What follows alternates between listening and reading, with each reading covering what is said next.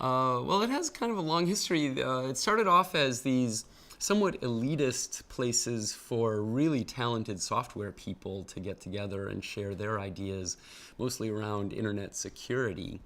That was like the early 90s, maybe late 80s in the United States.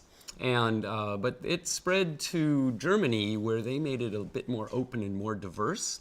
And the Chaos Computer Club pushed the idea of hackerspaces, and they had an annual congress for people to get together and share what's worked and what hasn't and all their projects. And by their 23rd Congress, which was the first one I went to, they decided to make it international. So they made English their first language and invited people from all over.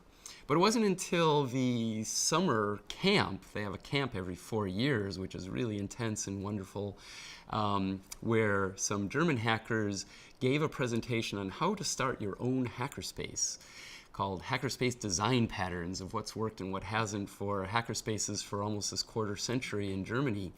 And that inspired me and people who later found NYC Resistor, where we are now, and HackDC and the Hackery in Philadelphia, and me and Jake started Noisebridge in San Francisco. We were all inspired to start hackerspaces when we got home, and we did.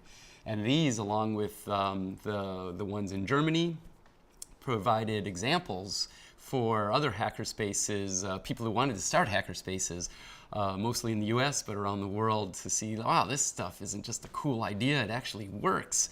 And people started them. Within a year, there were 100 of them.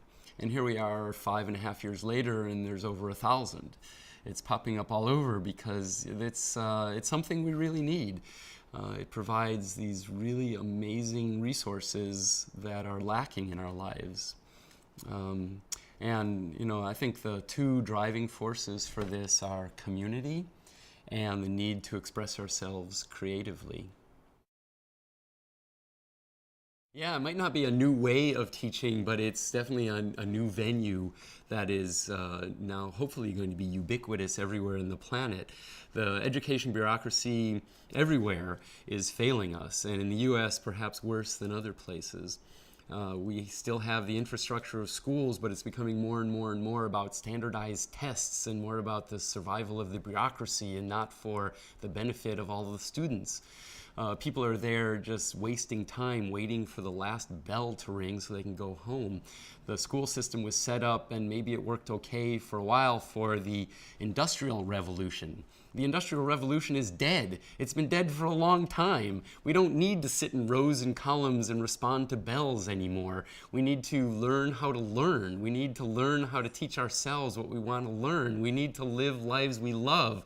We need to explore and do these things so we can make a living doing things that make our lives and the lives of those around us better. Schools have nothing to do with any of this. They're for standardized test scores and bureaucracies. So hackerspaces are a place that use all sorts of techniques of teaching and learning and sharing.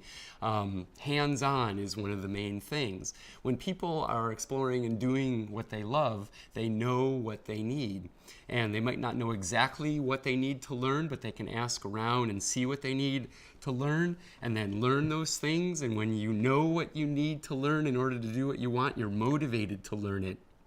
And as you learn, you're probably going to be excited about it and want to share it with other people so that they can learn and explore cool things in their lives. And so this all spreads. It's really amazing the kind of community that it creates. And that community then feeds back and has a supportive space for people to do more of this. So yeah, it's fantastic.